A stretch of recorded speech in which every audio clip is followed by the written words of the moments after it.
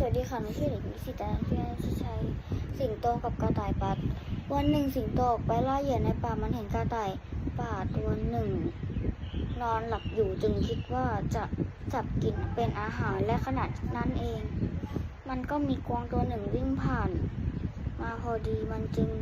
สละสายตาจากเจ้ากระต่ายป่าแล้วรีบวิ่งตามกวางไปทันทีเมื่อกวางได้ยินเสียงสิงโตวิ่งตามก็ตกใจเร่งฝีเท้าอย่างไม่คิดชีวิตสุดท้ายสิงโตก็วิ่งตามกวางไม่ทันมันจึงตัดสินใจวิ่งกลับไปหากระต่ายป่าแต่มันกลับ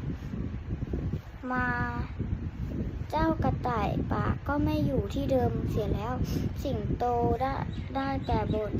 ด้วยความเสียใจว่าข้าไม่น่าปล่อยเหยื่อที่อยู่ในมือแล้วไปวิ่งไล่จับเจ้ากวางนั่นเลยเพราะความโลภแท้ๆในที่สุดข้าไม่เหลืออะไรสักอย่างเขาที่ได้โลภมากมักจะรับหายขอบคุณค่ะ